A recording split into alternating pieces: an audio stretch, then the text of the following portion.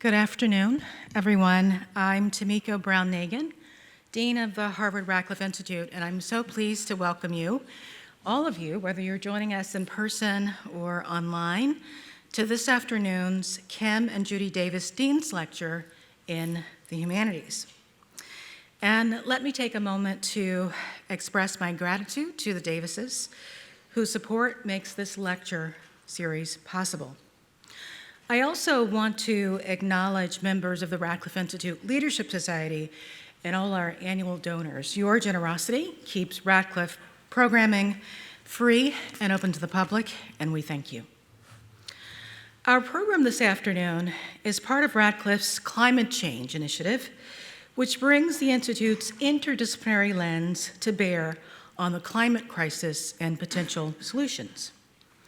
Today's discussion will highlight perspectives from the humanities as we consider the serious ethical and political dimensions of climate change. In its landmark sixth assessment report, the Intergovernmental Panel on Climate Change underscored the risks to people and nature from human-caused planetary warming. Climate change is projected to drive worsening sea level rise, ocean acidification, and more frequent and severe extreme weather events, among other effects. These climate impacts threaten health and well-being, livelihoods, infrastructure, and access to resources. Without significant near-term reductions in greenhouse gas emissions, the Earth is anticipated to surpass warming of 1.5 and 2 degrees Celsius in this century, with cascading consequences for the planet and for future generations. Already, the effects of climate change are appearing in communities around the world. Yet these harms are not born equally. The IPCC further concluded that vulnerable communities who have historically contributed the least to current climate change are disproportionately affected.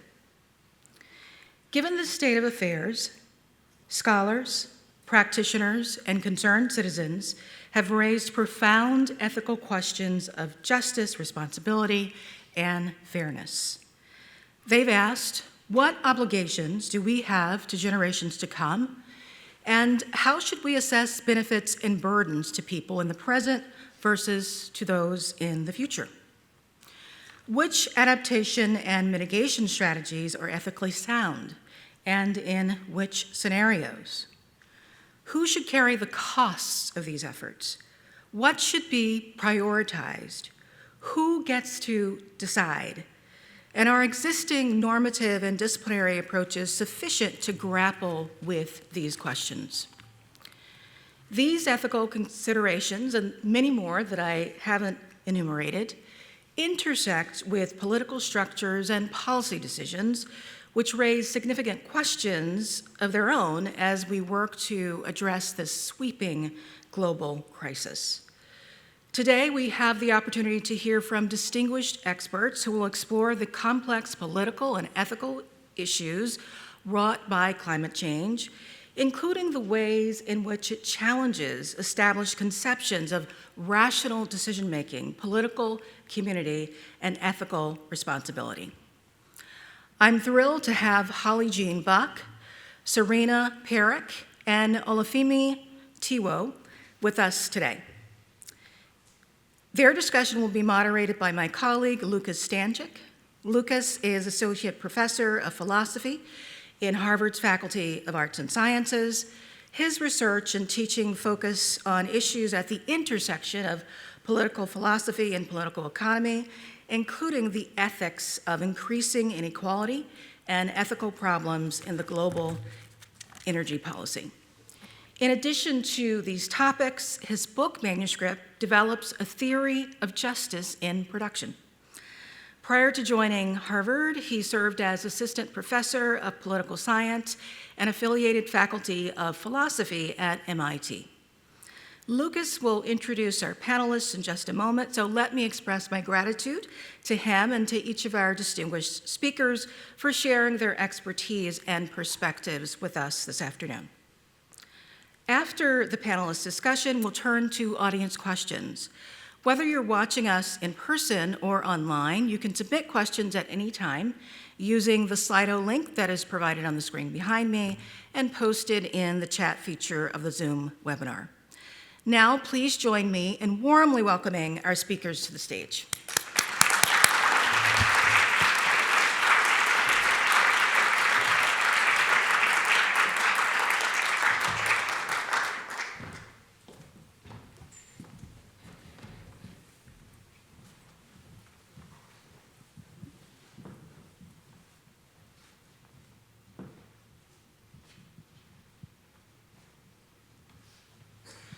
Thank you very much, Dean Brown-Nagin. It's a pleasure to be here to facilitate this conversation about the ethical dimensions and political challenges of responding to increasingly dramatic climate change. I'll introduce the panelists and ask Holly to kick us off in just a moment, but first I would like to begin with a few context-setting remarks about the challenges of climate change. The first remark maybe goes without saying now, is that increasingly serious climate impacts are already being felt all around the world. That's true in India, where heat waves with temperatures above 120 degrees are now frequent and persistent. In Africa, where the floods in Nigeria this summer displaced over 1 million people and destroyed a large quantity of staple crops elsewhere. It's true in South America, where drought is contributing to crop losses and the fires in the Amazon. But it's now also true in wealthier countries like Austria, Germany, and Poland, all hit by devastating floods this summer, and of course in the United States, where people in North Carolina are still reeling from a staggering 20 trillion gallons of water being dumped on their often uninsured houses, and in Florida, where some of the rivers have just now crested after Hurricane Milton. Between 1960 and 2017, only 8 Category 4 or 5 storms made landfall in the United States. Well, we've had 8 Category 4 or 5 landfalls since 2017, putting the stability of the real estate market in some southern states into question. These kinds of impacts are sometimes described as the new normal, but that isn't true, and it points to the second context-setting observation that I'd like to make. The impacts that we're seeing now that are made more powerful and more frequent by climate change are going to get worse as the temperature rises. That's because of the many non-linear effects of climate change. Warmer air holds exponentially more water, meaning that future floods will be ever larger. Air conditioning to a constant temperature requires exponentially more electrical power so that future heat waves will have greater potential for blackouts and brownouts. When summer temperatures persistently rise above 95 degrees Fahrenheit, all of the world's staple crops begin to experience severe heat stress, leading to reductions in crop yields. As the temperature rises, there will also be the possibility of breaching climate system tipping points from methane emissions, from faster decomposition of wetlands, to precipitation shifts that fuel fires and accelerate deforestation. These dangers now on the horizon follow from the most important truth of global warming. The global temperature will keep rising to an ever higher plateau above 2 degrees until humanity wholly transforms its land use practices and altogether stops the use of fossil fuels. Merely reducing planet warming emissions is not going to be enough. The global temperature will continue rising as long as humanity is adding anything whatsoever to the stock of atmospheric greenhouse gases. And yet, here's my next context-setting observation. Global emissions of greenhouse gases are still growing rather than falling. The United Nations Environment Program just released its 15th annual emissions gap report. The report notes that global emissions reached a record level in 2023, up nearly 750 million tons of carbon over the previous year.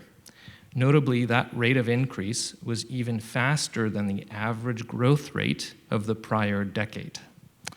The report notes that none of the major emitting countries are close to meeting their climate pledges, that the goal of limiting warming to 1.5 degrees is now basically impossible, and that just a few more years of policy delay will put the 2-degree goal out of reach as well, unless the formidable challenges of gigaton-scale carbon removal can be somehow solved.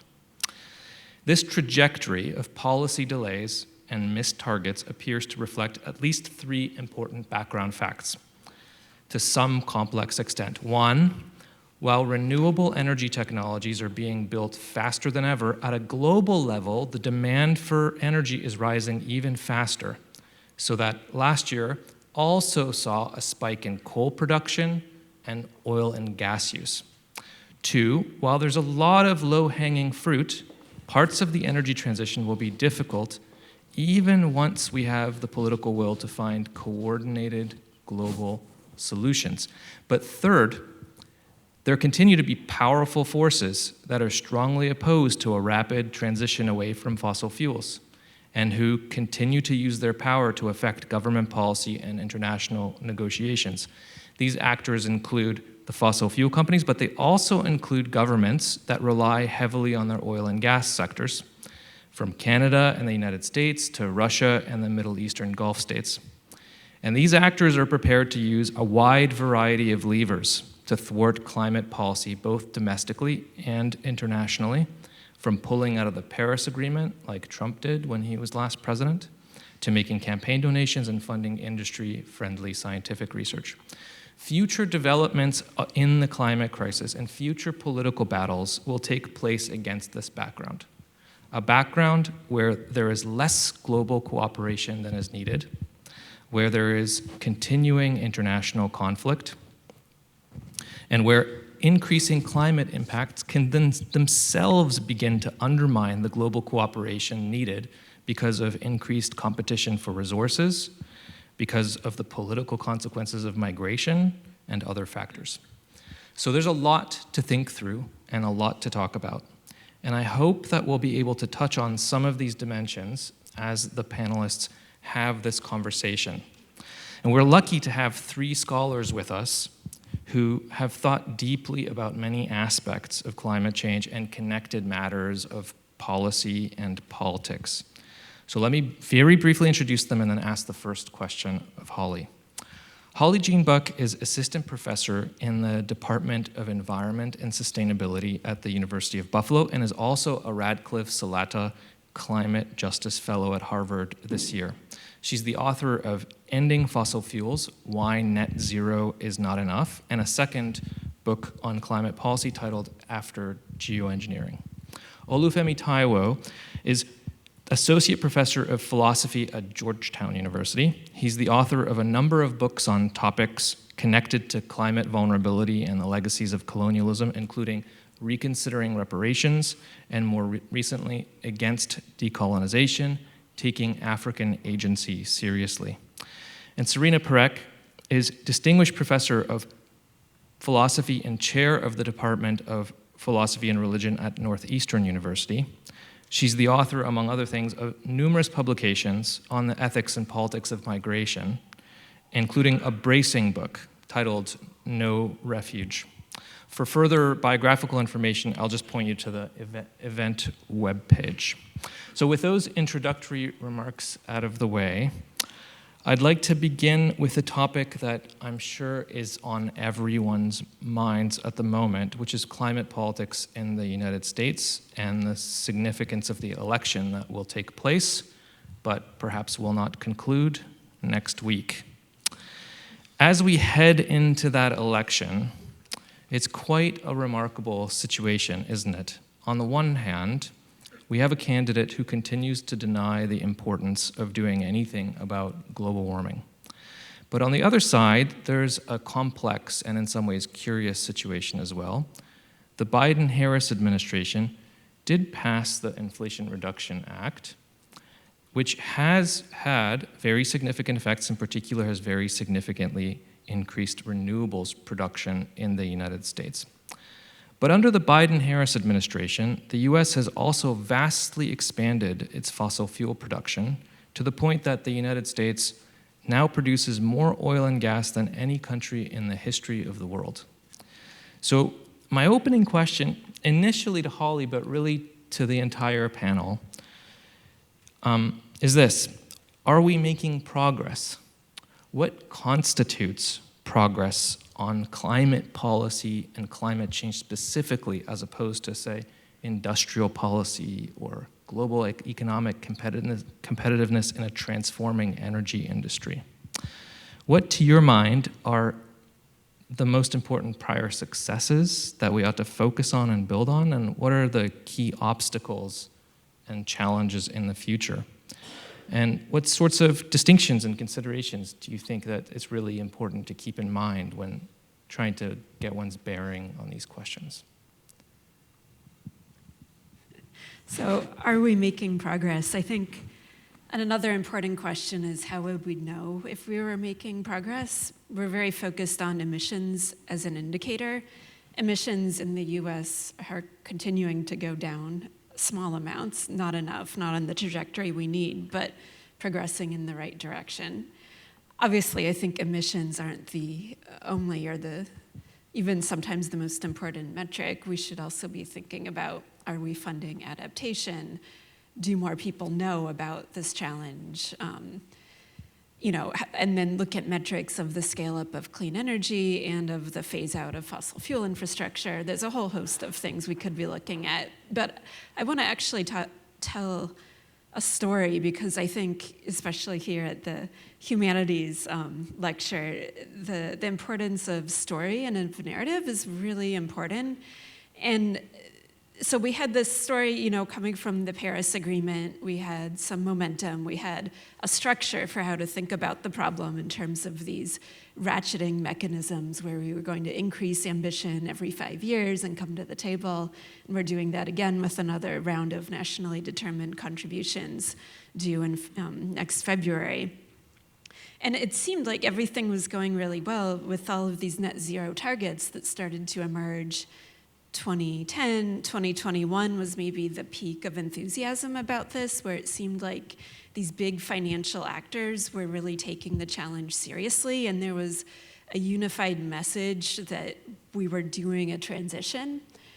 And just a few years later, it's kind of like, what happened? We're not in that zone anymore. The vibe has shifted. And I would ask the humanities scholars in this room to help understand and make sense of that, because we can see it in statements people make. We can see that shift in the data. For example, there was an analysis out this week from Bloomberg that looked at the positions that hedge funds were taking in clean energy stocks and industries, so batteries, solar, EV, hydrogen, and they're more short positions, so betting against those than long, and they're long on fossil fuels. And so that's an indicator, right? That's the evidence of how the story of this transition, that community of actors, which is obviously really important, although they're not the only financial actors in the system. There may be more reactive than other asset managers, but still, it tells you something about how they're thinking,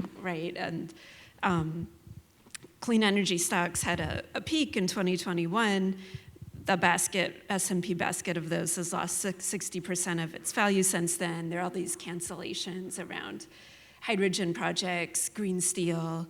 People are just not seeing the demand from those buyers willing to pay those cost premiums. So there's this slippage that's going on.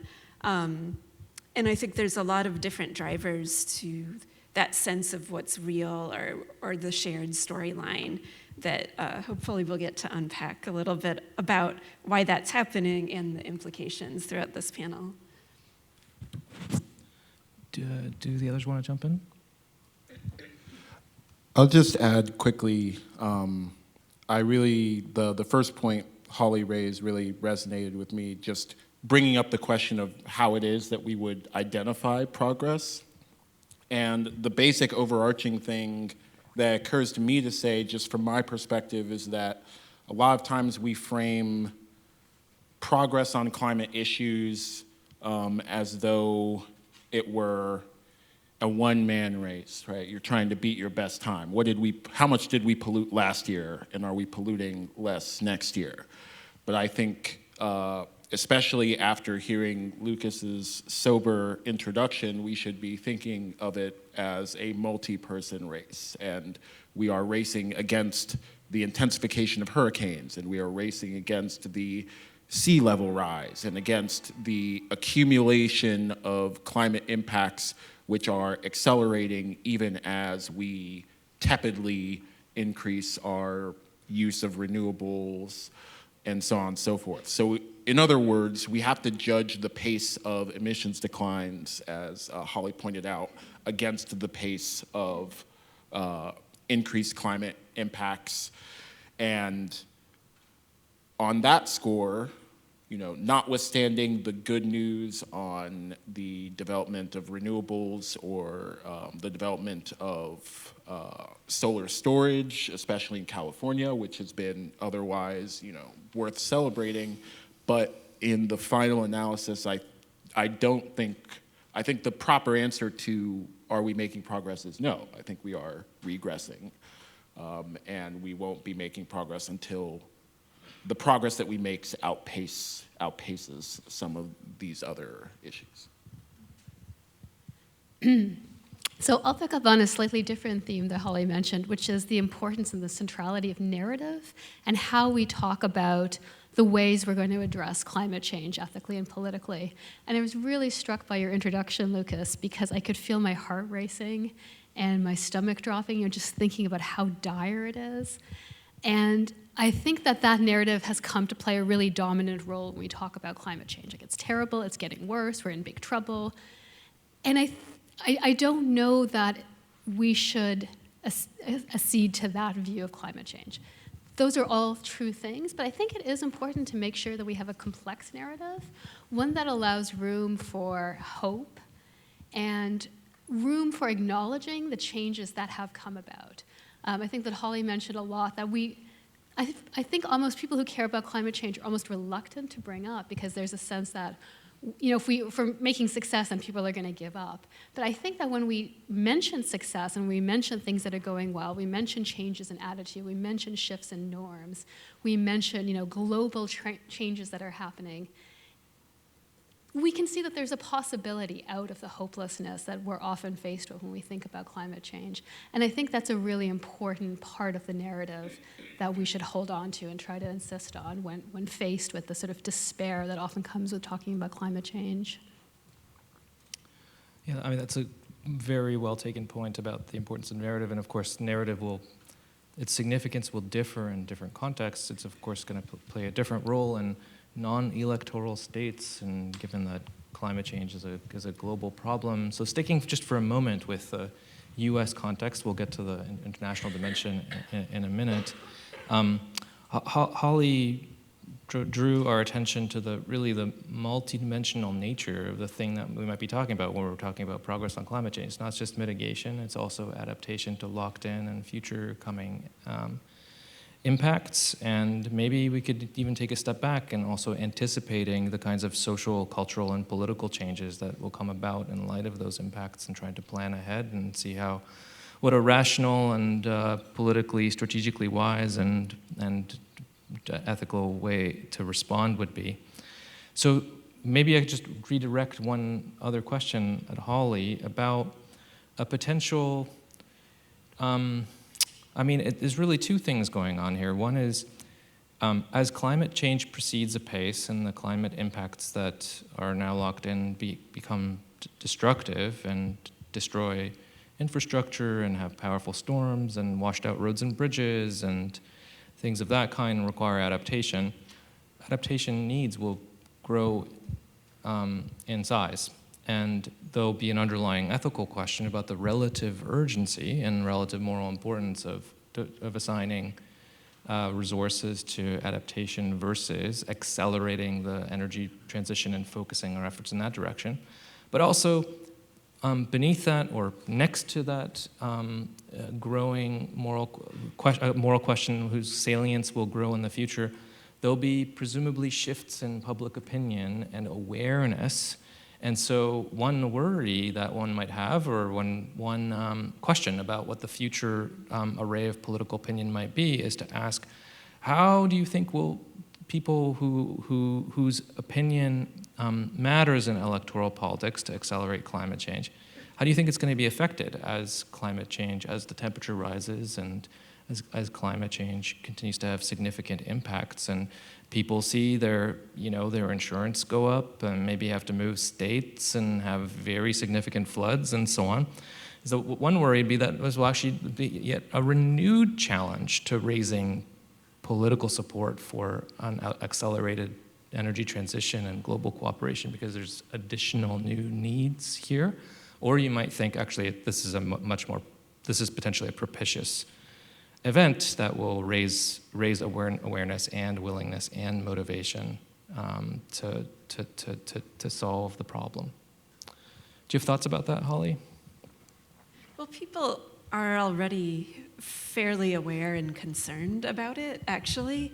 The disagreement is more, what do we do about it, and do we have the solutions we need already? Are they ready for prime time? How much are they going to cost me as the consumer? So this is based on my read of the literature. Also, I've been doing focus groups and interviews and surveys with the public in the US across the last year.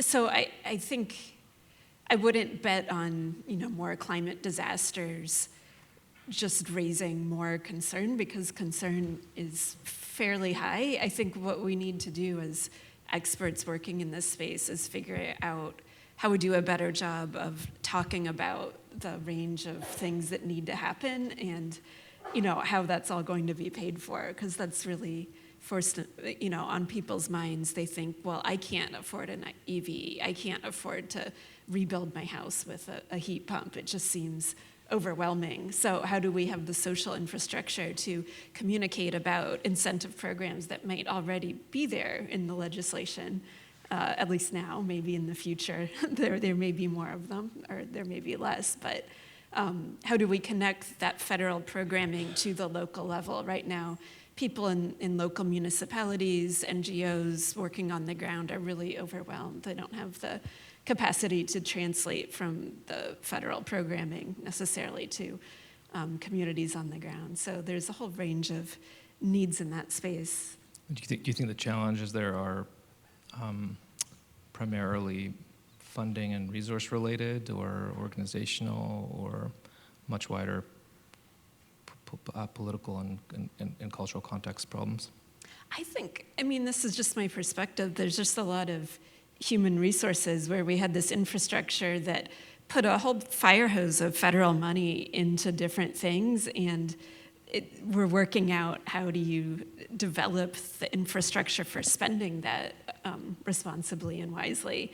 And we just need more experts in these small towns who, they'll have maybe one person, maybe nobody, whose job it is to apply for these grants and disperse that money. So in a way, it's a hopeful statement, because that's something that we could fix if we get an IRA too in the future, Inflation Reduction Act too. Looks like. Yeah, I agree with that, but I think there's also something worth saying about the cultural vision into which this potential network of experts in different sites in different counties could fit. Which really brings us back to the idea of how it is that people are going to respond to climate crisis as it intensifies. And I think that there's a level of political culture that we need to address before we ask the kind of wonkier questions about how things will be funded and what kinds of explanations for the feasibility of different climate politics people might accept. And that more basic political cultural question is, what is it that people think is happening? Right, so our colleagues who are philosophers of science often talk about the theory-ladenness of observation. Right? What it is that you're seeing kind of depends on your background theory of the world and what your expectations are. And we've seen this play out in a very perverse way in recent politics, where the outcome of a decades, arguably centuries-long political mobilization around demonizing immigrants caused a situation where people who can't find their cat for a few hours suspect that the Haitians next door might have something to do with it, right? It's not that what's going on there is, a rational response to the event of not seeing your cat, but it is, in some ways, a kind of understandable response to a broader political context in which other people are posed as enemies. And the fact is, we have the same kind of problem in climate change, where hurricanes, be they as historically intense as they've been in the past, or be they more historically intense than they've been in the past, are seen by some as indices of where we're at in climate change, and others as indices of what the Democrats are doing to control the weather.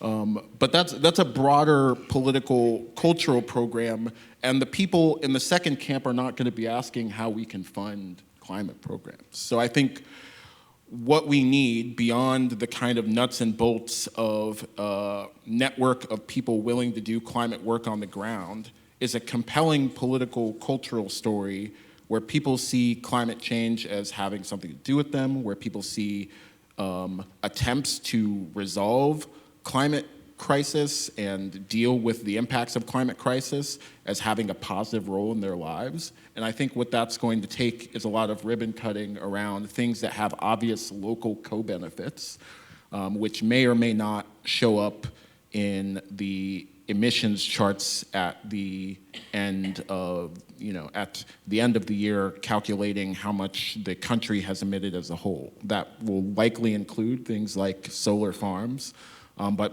it might include things like flood protection for cities, the installation of more green infrastructure in cities like DC. We have rain gardens lots of places. Would love to see exponentially more of those. But things where you can tell a local story about why people are seeing what they're seeing and invite people to the larger cultural story about what climate crisis is and what protecting themselves and protecting their neighbors has to do with protecting everyone from it. That's really helpful. Femi, let me ask you this. This is, I think, a great place to introduce the international dimension, because you note, the importance of having a larger number of people see others who are vulnerable, not just as competitors or people who are of lesser concern, but also as people who are cooperators and who need assistance in completing the energy transition. Well, of course, the place that this is writ large is once we turn beyond the United States and note that global greenhouse gas emissions are a global problem that require a global solution where every country with a population of any significant size will have to shift away from fossil fuels and unsustainable land use, and will require assistance of various kinds. The sooner, the better for the climate. So how do you think about that dimension, Femi? I mean, there's long been a view that says that we shouldn't center the radical skewed vulnerabilities of climate change in thinking about what will be an effective global political strategy, because that risks consigning us through controversy to locked in and hard to break out of status quo. How do you think about the fact that there are skewed vulnerabilities, people in industrializing countries whose in regions of the world that have contributed far less to the stock of greenhouse gases are at the same time some of the places that are the most vulnerable to the locked-in and future potential impacts of climate change. And yet it looks like very serious technical and financial assistance will have to come, and that will have to come through electoral politics in countries like the United States, but also many others. Yeah, I've spent many a sleepless night thinking about this question. I wish I had something that struck me as a direct answer. But the best I've been able to do is something of an indirect answer, and it's actually what I was more or less just sketching in response to the last question. But broadly, my view is that there are essentially two things to keep in mind. One is trying to localize climate politics, and the second is to try to look for opportunities in forms of institutionalizing politics that lend themselves towards solidaristic politics rather than essentially oppositional politics. So to start with the first one, more or less as I was just saying, I think the more that we push for concrete and material political changes that address local issues, whether it's energy access or energy reliability, whether it's the cost of energy access, regardless of whether or not, these are what an IPCC scientist would say are the low-hanging fruit for reducing emissions.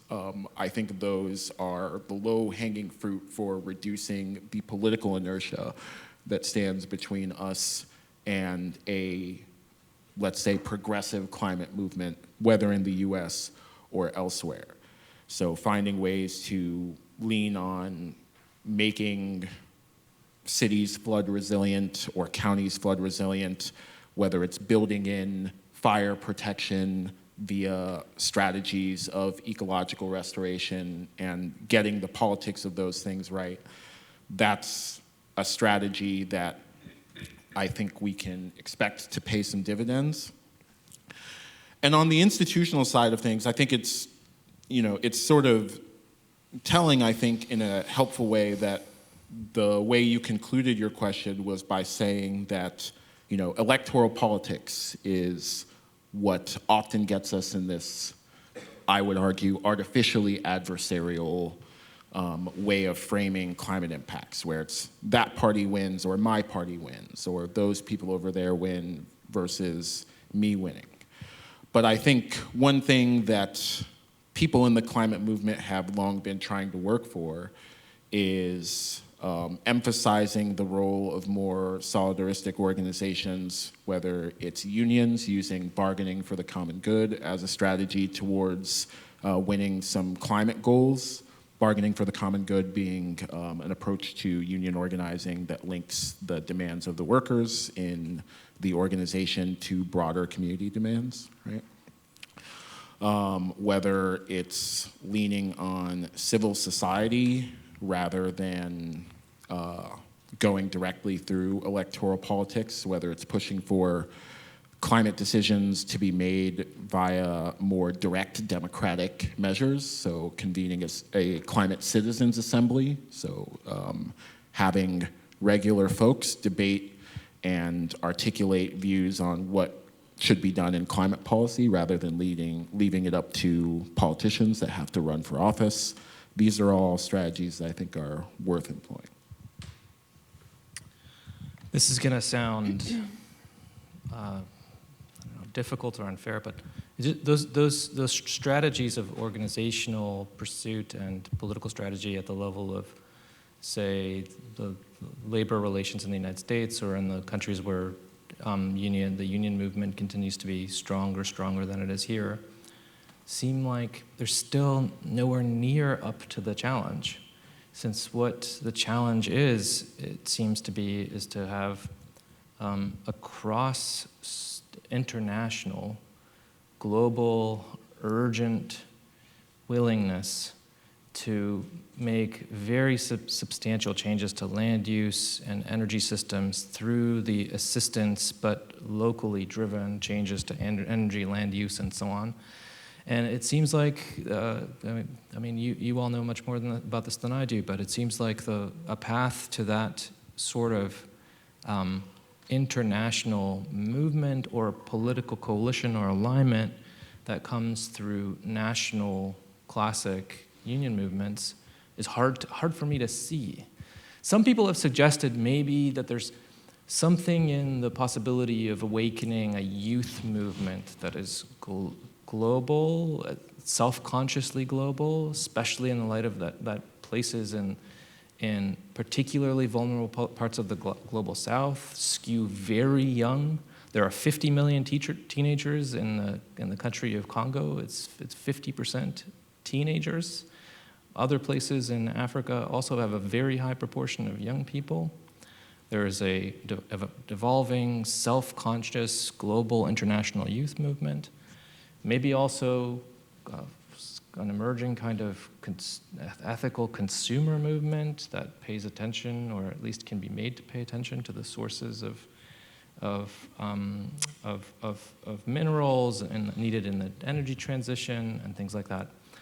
But I put this on the table only because these strike me as the only other routes or avenues that are mentioned and discussed that would be a path forward, even if a distant one, for developing a global political set of coalitions. Do you have any thoughts on that, or can you help me sleep better at night by envisioning something along those lines that goes beyond what local resilience will look like? I can't help you sleep. I can give you a reason to think that this possibility isn't as remote as it might seem from the U.S. The U.S., especially post-Reagan, has a less than ideal relationship between labor and electoral politics. But that's, as you pointed out in the substance of your response, not something that generalizes, right? There are thriving workers' parties in many countries, and critical as we might be of the relationship between those electoral policymakers and the unions from which they derive their legitimacy, there nevertheless is a relationship that is arguably more substantive than the ones between the major parties here and unions. And you can certainly imagine, if not an international movement that is led by workers' unions here, you could certainly imagine an international movement that is led by workers' unions elsewhere that is joined by unions here. And on the electoral politics policy side of things, there's already been some motion in that direction. I'll just give two quick examples, one of which is the Fossil Fuel Non-Proliferation Treaty, of which several countries have already signed on, including Colombia and Vanuatu, and the potential leadership of those countries in driving policymakers, political officials, state managers at other countries into something that looks like serious contention with fossil capital, with the various people that benefit from the energy status quo across the world. You can see some movement on that side of things. And in addition to the Fossil Fuel Non-Proliferation Treaty, you have the movement of leaders in the Caribbean community of nations that has been calling for change at the multinational stage, including to how the IMF disperses wealth. Both of these things could make a dent in an international movement towards energy transition, but I don't think either of them can be successful without significant and sustained grassroots pressure or pressure from outside the political system, given who runs the IMF and given which other countries would need to sign on to a fossil fuel non-proliferation treaty for that to be politically effective. Can I add something? I think when we think about social movements and the way change happens, most social movements felt impossible until it happened. And now it's, of course it happened. Of course there's racial justice. Of course there's women's rights, as if it were inevitable. But before then, when we were living it, it didn't feel inevitable. But there's all kinds of things that are at work trying to change. Philosophers, what do philosophers do? We're useless. But there's work to be done changing norms, changing paradigms, that people are doing that we weren't doing 20 years ago. There are all kinds of social movements that are both national and global that are trying to create coalitions, trying to get people to think about climate change, their roles in it, how they can advocate for better systems.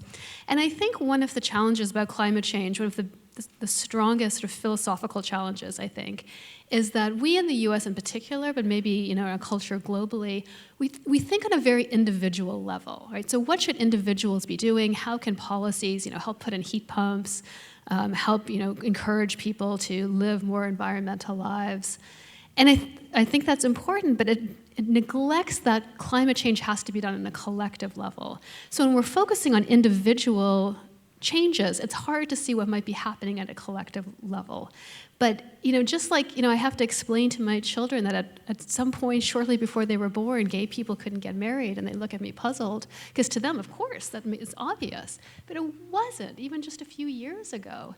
And what gives me hope is just remembering all the social movements that were exactly like that, hopeless, unchangeable, nothing can be done, every interest is against it, and then all of a sudden it changes.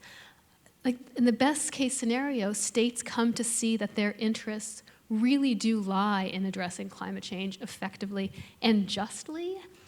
So where the mitigation adaptation is dispersed as broadly as possible. So there's a lot of work to be done, but there's a lot of reason to think that it can be done. And of course, it's important to keep plugging away at it, even when it feels so difficult and impossible. So Serena, maybe let me ask you a question to bring it back to adaptation and the way in which future climate impacts will refract and impact the development of political forces domestically and globally to make progress on climate change. Some of the, however things go, well or badly, in respect of what we're discussing now, some of the impacts of climate change are already locked in, and some of them will be around migration.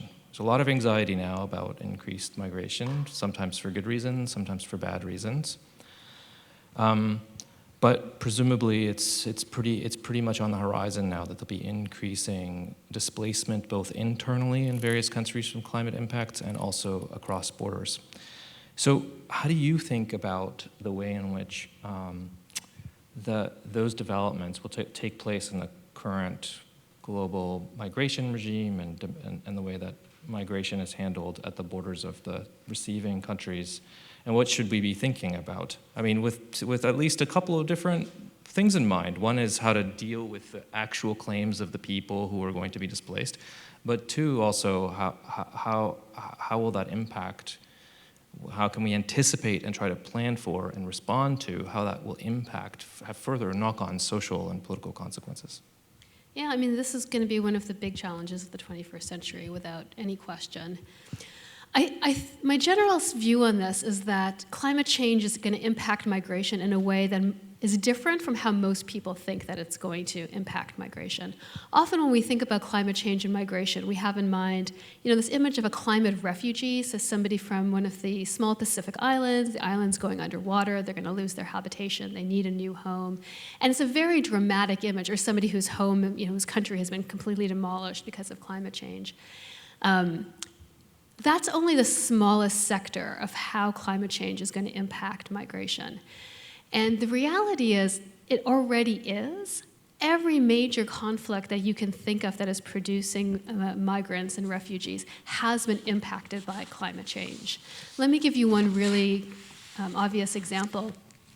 The Syrian civil war, which started in 2015, displaced well over 1.5 million people who came to Europe and millions other in the countries surrounding Syria, is often seen as a political crisis. Right? It's a civil war, it's a terrible government, they're at war with people fighting for freedom.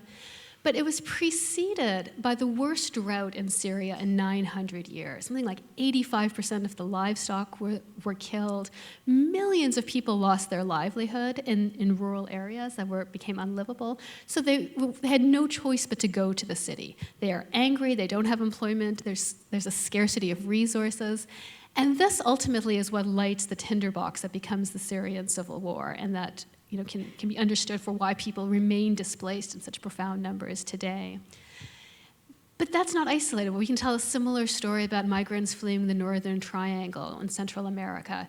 Many other places in the world, we can already see that climate change is impacting migration movements, intensifying resources, creating competition, et cetera, et cetera. And the reason I mention it is because what I think it could do in the best way is to make us more humble about how we understand people who arrive at our borders. We often are told that these are just economic migrants, people are here, they're cutting the queue, they're here to improve their lives. You know, they're not really fleeing persecution, which is what the technical definition of a refugee is. But almost everyone, certainly not everyone, but almost everyone has been affected by climate change to varying degrees. So when we talk about climate change migrants, climate change refugees, I sometimes wonder I fear that we're creating a category and putting a certain very small subset of people on a pedestal that we may protect, we probably wouldn't anyway, but we're actually ignoring the very deep ways in which climate change is already affecting the people that we're responding to. So what will this do? Well, either it's going to harden our borders and we're going to make a stronger attempt to deter people from coming. But the reality is, of course, that no matter how strong our deterrence policies are, and we've strengthened them to absolutely brutal points, people will still coming because people will still try to seek out life and protect their children and so forth. So my best hope is that it would give us a kind of humility when we think about why people are migrating, and an awareness that that could be us, either domestically, but there, you can imagine a situation where climate change has impacted Cambridge. The government has no interest in helping us, and we need help. We need to go somewhere. We need to live, and we start knocking on other doors to do that. So I think the 21st century, it's maybe not a likely scenario, but it's not unimaginable. And when we start to put ourselves in the shoes of people who are seeking help, seeking refugee status, it might encourage us to think deeply about the kinds of protection systems that we've set up for people who do feel like they need to migrate in order to seek protection. I want to make sure I get to questions. We have some from online and also, I'm sure, from the audience. I'm going to try to weave in one question from online and to connect it to something that Serena just said. I mean, in some ways, if we look further out into the future, there are all kinds of flips possible that would change how we think, presumably would change how we think about the challenges. I mean, I'm sure all of you are aware that there's been an active discussion over the last few months about worries about the AMOC current weakening and the subpolar gyre also weakening, and that catastrophic scenarios of tipping or serious weakening that affect the viability of agriculture in Northern Europe can no longer be ruled out as clearly as they might have been 20 years ago. Now, look forward, if these currents weaken and substantially transform outdoor agricultural conditions in Northern Europe and perhaps shift precipitation patterns in Central Europe and cause significant sea level rise on the North American East Coast, then actually some of the particularly vulnerable people will end up not looking like the ones that we're presently discussing. But, and here's the connection to the question from online, I think one still needs to look considerably further out into the future to have those kinds of dramatic shifts, which highlights the dimension. We've talked about the international dimension, the international equity and justice dimension, and the domestic political dimension, but what about the intergenerational justice dimension? The idea that we are presently and for a long time have been kicking the can down the road on emissions reductions and adaptation measures, and how central do you think this is to the problem? How central ought we to be making it to the discussion and the narrative and the politics, and given that some of the worst impacts are actually not going to happen next year or a decade from now or 2 decades from now, but be experienced by many people who are not yet alive. I'll give that to any of the panelists, but so this is a question from online summarized. I mean, I think that's exactly right, of course, that taking the interests of the most vulnerable into consideration whenever we're formulating a policy political practice, set of norms is extremely important. We don't do that in the current generation, I think. I think we don't think enough about how our policies are going to in fact, impact the most vulnerable. But then if you add in this level of intergenerational justice, it becomes even more obvious that in a generation or two, what we're currently doing is going to seem terrible and unconscionable. I don't know how motivating that is for many people. It's certainly, I mean, it's when you think it through, it's a very moving argument. But I think because it's so abstract, people have a hard time really using that as a lever to motivate action. I think to add on to that, one of the things that we have to come to grips with politically is how skewed our economic and political structure is away from considering anything on the kind of timescale that would be required for minimal responsibility to our children and grandchildren. We have major sections of economies, whole corporations, who are bought out by capitalists, have their whole business model upended in an unsustainable way so that shareholders can profit the next quarter and then are functionally abandoned after that. So if we have a way of deciding how our resources are going to be allocated and used that isn't even responsive to our own timelines, right, is extremely short-term focused, people making trades at thousandths of a second. How are we going to decide and steward our resources or infrastructures cross-generationally? What I think all of this points to is a need for a greater role of democratic planning of one kind or other in how we guard natural resources, in how we decide on climate adaptation. There are many forms that can take. It can involve public banking, it can involve participatory budgeting, but eventually we need a form of making decisions over important aspects of economic and political life that involves people making decisions, making holistic decisions about how their actions will affect rivers and the air and communities on a long-term time horizon. And we won't and can't achieve that by a kind of laissez-faire, increasingly ineffectively regulated economic Wild West.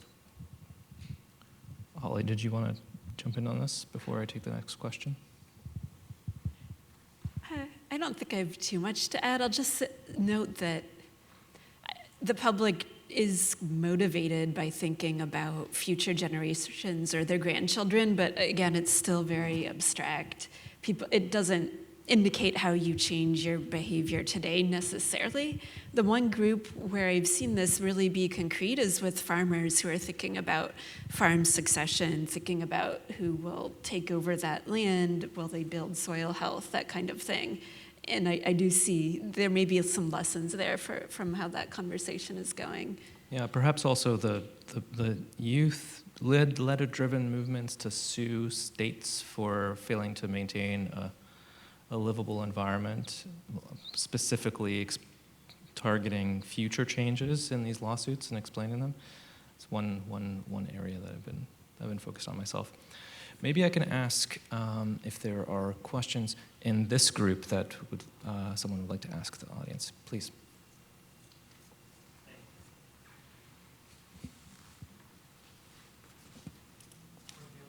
I'm going to give you my... Thank you all.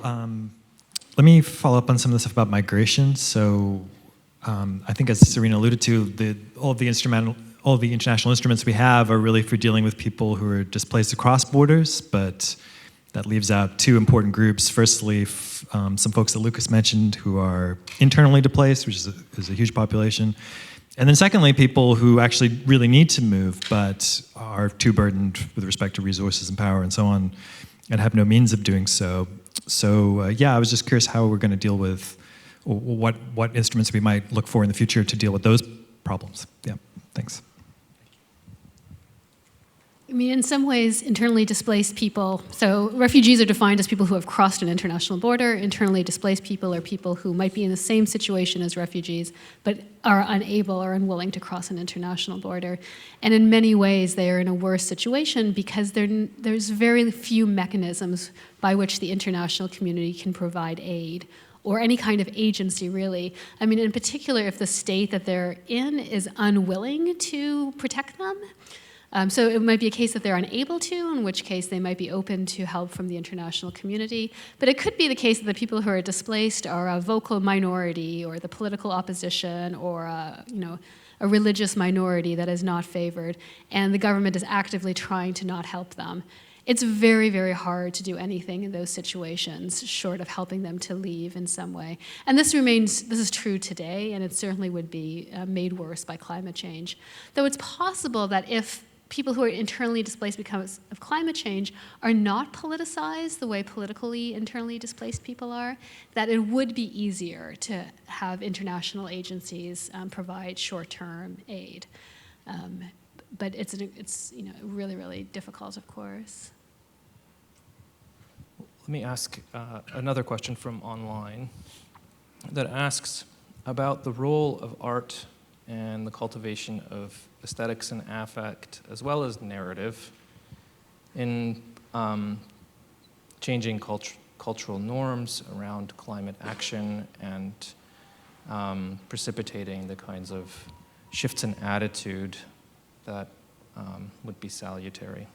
What role do you see for art and the cultivation of aesthetics and affects and driving narrative changes? Maybe I'll use that as an occasion to revisit something that Femi said. So I think the answer is it depends on whether this is practiced and shared in elite spaces or not, who's able to access the art and the narrative. And Femi, you mentioned that you speculated that people who think that the Democrats are controlling the weather are not going to be the ones asking about where federal funding is going. And I understand why somebody would think that, but I actually have found that when I'm in these focus groups, there's always at least one person who thinks that the weather is being manipulated and so on. And it's interesting because the rest of the group will continue that dialogue, and they won't change their minds, but they'll be interested in participating in these other questions. And I think the problem is we don't have those artificially constructed focus group spaces where people have to talk face to face with each other and think through this problem together. And to me, to connect back to the question, like, what if art was actively creating those spaces and it wasn't just consumed in kind of elite galleries, but it was really helping a facilitative role where people who think the Democrats are controlling the weather would be confronted by what other stories and have a chance to develop what they think as well. That would be my utopian dream. That's a great answer. Yeah, just to add quickly to that, I suspect that a few Instagram reels from Beyonce and Taylor Swift would put us in a very different place on climate politics. And, it's not because I don't think they're changing people's minds. Like, I think people who are fans of an artist are very capable of liking an artist and disagreeing with them politically. But what art can do in the best of times is lend salience to something, right? So lend attention to something to get eyeballs on something that would otherwise be ignored. And I think if we set a more conservative goal for art, right, we don't try to enlist artists into some propaganda project of changing people's minds, but we just encourage them to help people be aware of something, it might facilitate more of these kinds of conversations that could be productive. And I wonder, now it's my turn to be negative. So I, of course, agree really deeply with this. Like, this is how the world changes. People come to see things differently. We develop a new vocabulary for seeing, as well as understanding and thinking about problems, and that can motivate us to act and to change and to learn about things. I also had my first thought was like social media and popular culture and the way that they can impact and influence people for better and for worse. But there's also a way that popular culture is so deeply commercialized, and the consumption mechanisms that are at the root of climate change, I think. The consumption disposal, far beyond anything we could possibly need, is very much bound up with a lot of contemporary cultural practices. So I think it can go both ways, and I think it would hit really hollow for a Taylor Swift flying in her private jet from place to place around the world, from Japan to wherever, and like it would ring really hollow if she said, we got to fight climate change in some very trivial way. So I'm of two minds of it. I would want to, I think is really important, and the non-elite point is super important as well. But it can go both ways, I think. So we are approaching the end of time. We have at most time for one more question. I'm looking at many of these questions here, and it strikes me that the remaining ones fall into two quite opposing baskets. Some of the questions online ask essentially what you think about what would strike many as radical political strategies and the necessity for such things. One question asks, to fix climate change, do we really have to go for degrowth? Given large migrant flows expected in the future, will we have to work against the national citizen versus foreigner distinction, and questions of that kind? And on the other hand, there are questions that are really quite specific. How do we drive local interest and adaptation and local mayoral level policy to get communities to plan for climate resilience and things like that? Stepping back from this contrasting basket of questions, when you think about your own political orientation and approach, and surely thinking about climate change is central to your intellectual identity by now.